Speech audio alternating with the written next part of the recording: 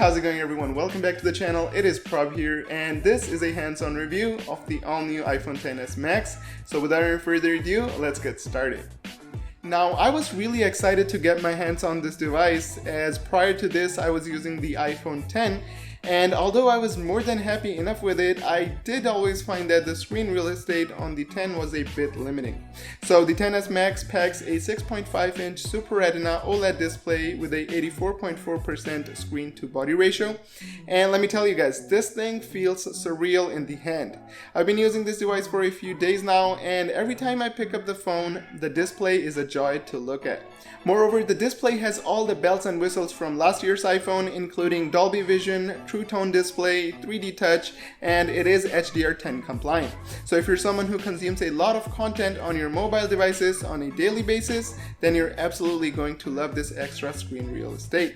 Regarding what's new from last year, the iPhone XS Max packs Apple's new A12 Bionic chipset, which on paper and in benchmarks seems faster, but I'm pretty sure you won't notice much of a difference comparing it one-on-one against the iPhone X.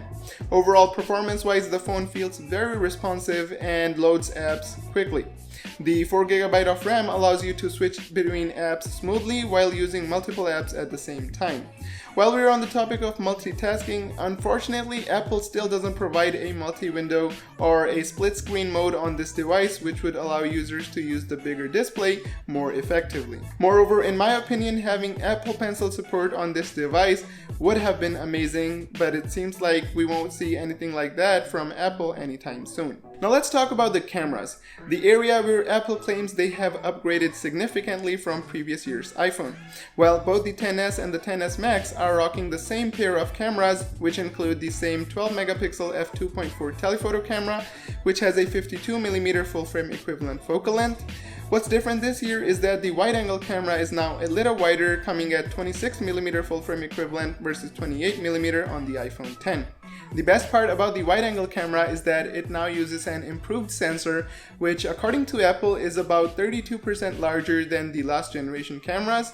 Now, this bigger sensor allows for better photos in low light conditions and also helps improve the dynamic range of the photos the camera delivers.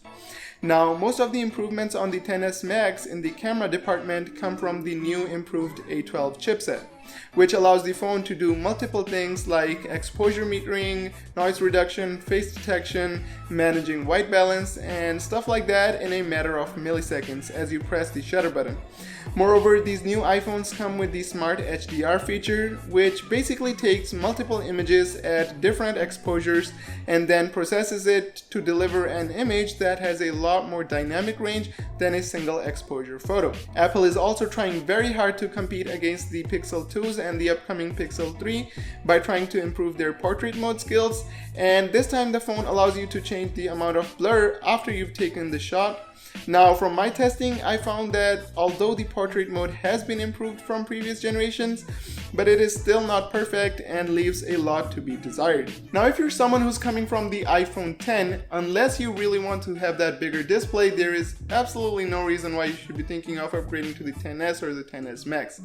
Now, if you're someone who's coming from a previous generation of iPhones, let's say the iPhone 6 or the 7, then definitely the XS Max is going to be a huge upgrade in pretty much every department, and you guys are definitely going to love that. So that's it for this one, everyone. Let me know if you liked this video. If you did, hit that like button. Consider subscribing for more videos like this. So thank you everyone for watching, and I will see you guys in the next one.